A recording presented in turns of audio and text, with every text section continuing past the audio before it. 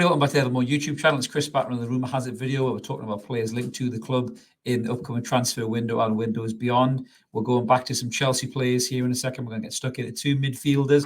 One I think would still be a decent option for the club, and the other one I'm not too sure. I think his time may have come and went, but we always love to hear your comments and the opinions, so make sure you smash them in there. And just before we do, a little gentle reminder, if you haven't already, smash that subscribe button. We'd love you to come and join us. We're very close to 2,400 subs now, which is amazing, in just over a year, but loads of room for you guys, all free content here, 2 live shows Mondays and Wednesdays, and pop-up videos just like the transfer one. You're going to watch us, smash that button, you won't regret it. Come and join the Evermore community. We've got a cracking bunch here, and you'll really enjoy it. So let's get stuck at these two players. And so who we're talking about, let's start with probably the better of the two, I think, at the minute, which is this young lad here, Conor Gallagher. So everybody remembers Conor Gallagher really for that couple of loan spells, really. Had a really good loan spell at West Brom, even though they went down. He looked really handy. But also the big kind of breakthrough one was the Crystal Palace loan deal, where he really shone, to be fair, did Conor. And he really caught the eye of a lot of clubs. And I think, to be fair to him, he was going back to Chelsea on a bit of a crest of a wave. Really had England recognition and everything else, and he thought, we all thought he was going to be a real big player there, going back to the club. But Chelsea is such a basket case of a club, really. It doesn't really matter how good of a player you are, how well you've done on loan. You can come back there, and the club itself can swallow you whole. And I think that kind of happened to Conor as well. So just looking at the stats there, so 34 appearances and 8 goals for Crystal Palace in that season on loan. Absolutely superb, to be fair. You would have thought someone like Graham Potter would have been able to get the best out of Conor, but just doesn't seem to have happened to him at all at Chelsea this season. I mean, it is a bit of a nightmare season, I think, for Chelsea. I mean, they're sitting in 10th at the moment. They've had total disarray, with regards to the board, to the management, and everything else as well. And it's just, for me, I think for Conor's sake, Conor probably needs to get out of that club to maybe find himself a freshness. And I think for the ability that he has, I think Newcastle United would be a good option for him, to be fair. So I'm just looking at how he's done this season. So 18 games this season, 1 goal, 1 assist, 3 yellow cards, and that backs it up beyond what Mark's put in the stats there as well. You can see that he's they were league games, by the way. That's his total games on the side, as you can see from Mark's statistics. But his fouls are a real issue, to be fair. I mean, we've got him compared to Sean Longstaff on the side there. Now, for all of Sean Longstaff's failing, he does win the ball back quite well. But I think with Conor has better ability going forward, as you can see there. His key passing, in terms of he does put tackles in as well, to be fair to him. But I think with Conor, he's probably got a bit more pace, got a bit more quality in the final third. Certainly the Conor that we saw at Palace over Sean Longstaff. But Sean does break up the play well. He gets stuck in well. His work rate is exceptional. But I do think that Conor could be a good option for that midfield. We've got real workhorses in there, the likes of Joe Willock, likes of Longstaff. And I think Conor has a similar engine to those players, but I think he just needs a little bit of refocusing in his game. At 22 years of age, I definitely think that Eddie Howe could do that for this player. I think he would be a fantastic manager to have for this player. And I really think he could get him back on track. As Mark says there, his strengths really, defensive contributions, his key passing.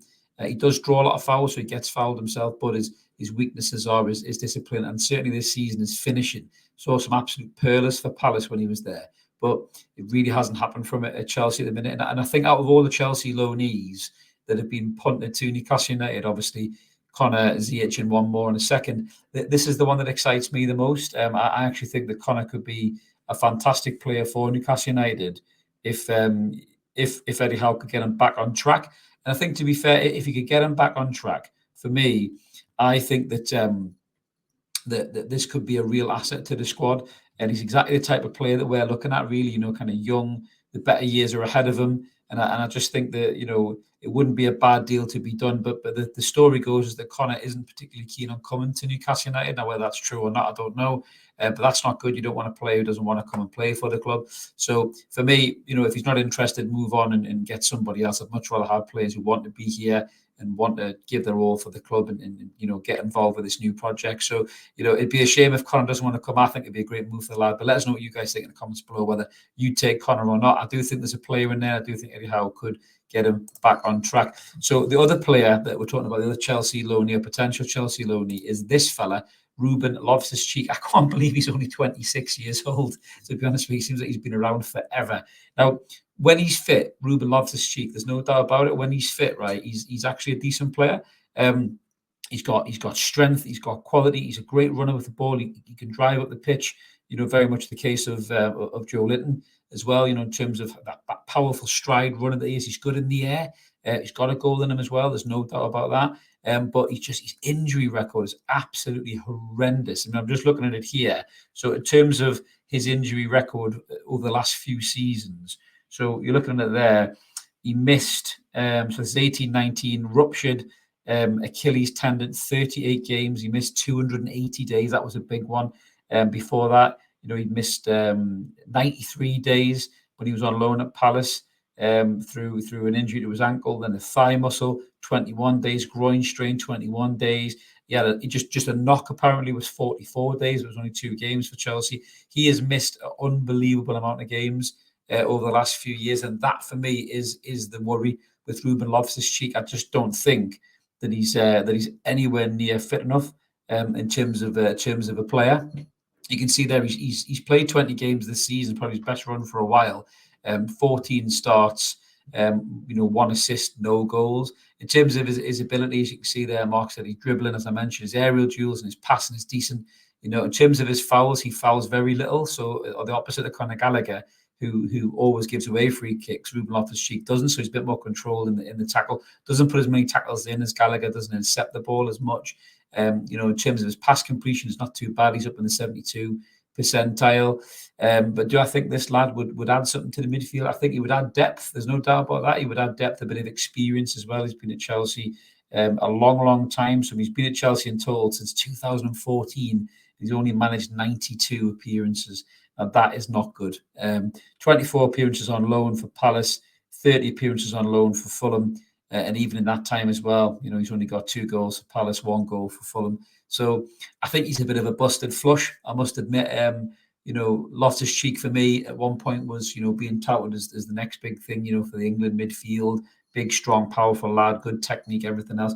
I just don't think he's got it in him. You say one thing about Joe Linton, touch wood, he doesn't get injured a lot. He runs through brick walls for you. He's made of absolute, vibranium steel is old Joe Linton. A little Marvel reference there for anybody who's watching. But Loftus-Cheek for me, just I think he's just made of glass, and it'll be another treatment table superstar. We've had too many of them over the years. Michael Owen, Damien Duff, all these types of players as well. You can see how it compares to Sean on the side there. Yes, he's got better kind of final balls and touches in the attacking third, and maybe composure in the final third of Sean. But I don't think he would give you as much of an outlet as Sean. I really don't think so. So for me, yeah, out of these two, personally, I would rather have Conor Gallagher. I think his better years are ahead of him.